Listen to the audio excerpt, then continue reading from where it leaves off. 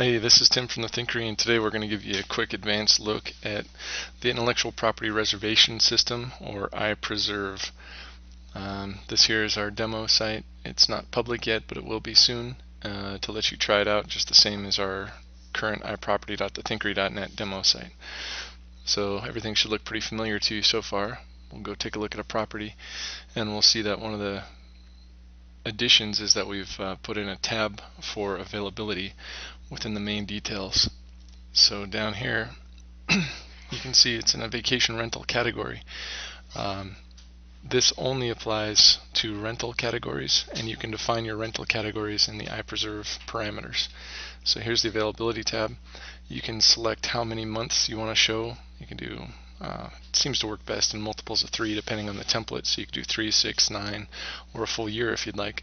This one has 3 months, and you can allow people to page through it and see what's going to be coming up on the next docket, and any confirmed or tentative reservations will show up in here as confirmed or tentative.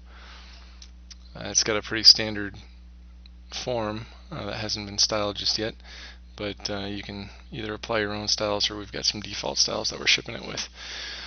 Okay, so I'm going to go ahead and create a reservation for early October. I want to stay at this place from the 3rd to the 6th. You can see that it's charging $20 a night.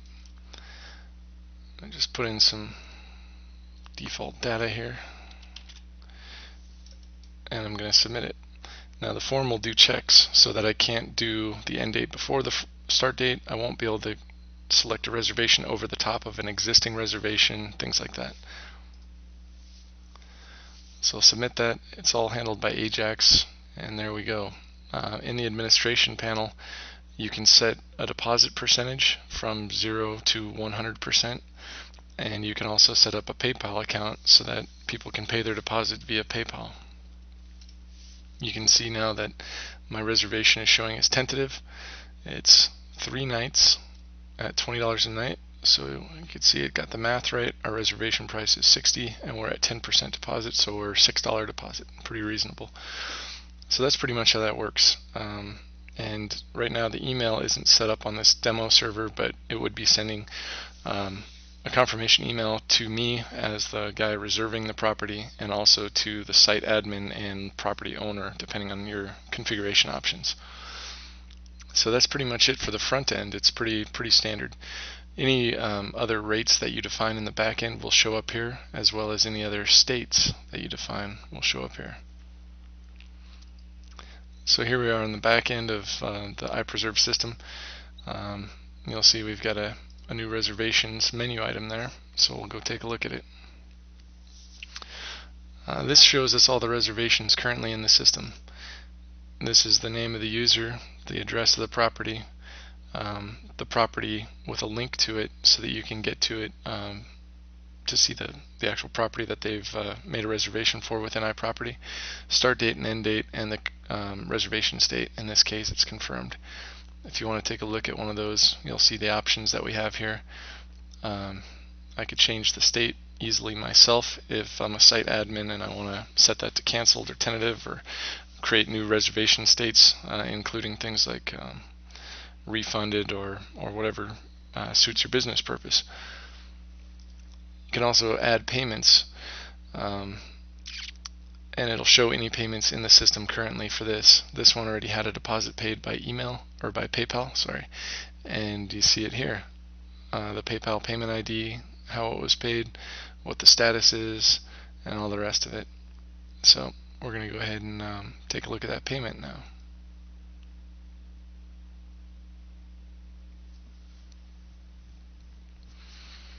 You can set up different payment statuses, but it ships with these basic ones: paid in full, canceled, refunded, complimentary. So you could create a payment even for someone who's getting it for free, just to keep track of things for your bookkeeping. It'll automatically pull in the payment ID from PayPal and all the rest of these if these were done through the PayPal or other payment plugins. We're intending to build Google Checkout and possibly some other ones coming down as customer demand.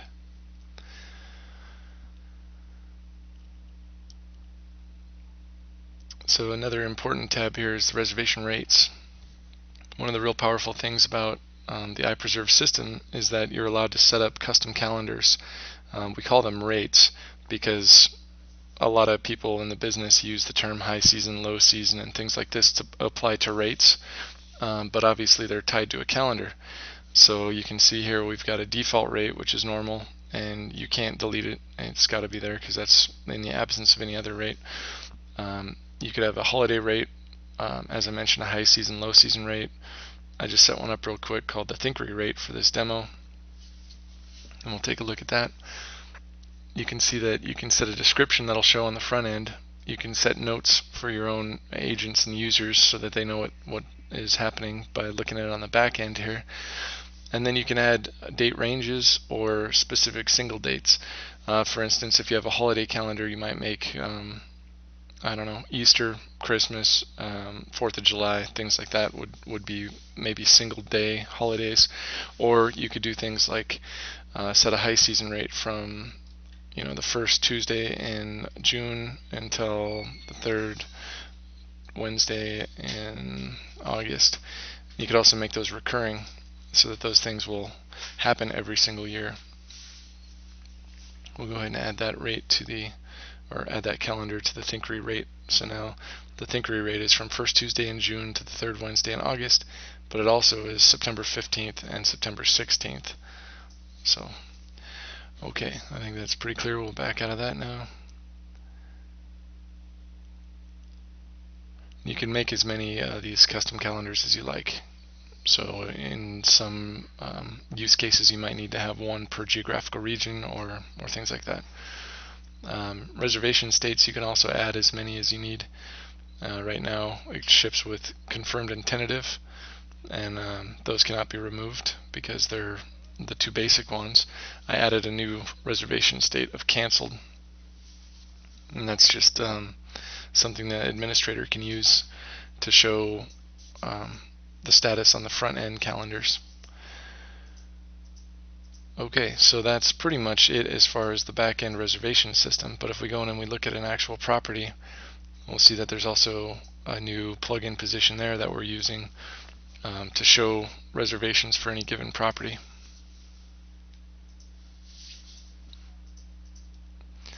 This reservations tab is showing us that we've got about 5 reservations currently in the system. They're all tentative.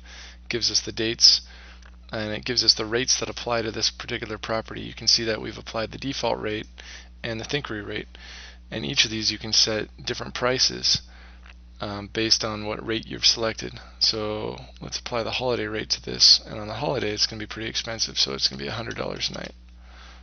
And we can just say go and add that rate, and you see there's the holiday rate, $100 a night. You can also set minimum and maximum stays for these properties, so that if you want people to have to stay for a minimum of 2 or 3 nights, you can do that easily, or if you want to say you can't stay longer than a week, that's easy to do. Okay, now this is property ID 68, so I'm just going to plug that in manually so we can see those changes that we just made.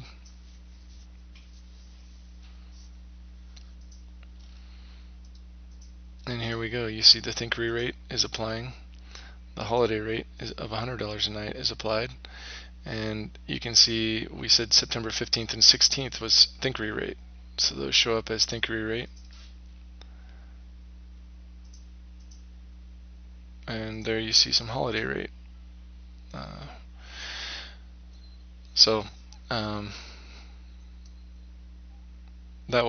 That will also be taken into account when the price calculation happens.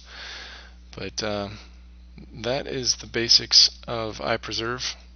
It's very close to completion. We're hoping to have more news on that by the end of the month. The payment systems probably could use a little work because we need to get some input from our customers and figure out what payment systems are required. At this point it's only PayPal, but it's easy enough that you could add payments manually through the administrative system and set up reservations like that and let people just submit reservations that will then show as tentative in the system, that you would then accept a payment offline and set their payment in the payment panel, and then you would easily be able to set that reservation to confirmed. Okay, well that's it for the IPreserve demo. Please contact us on the forums or at info@thethinkery.net if you have questions.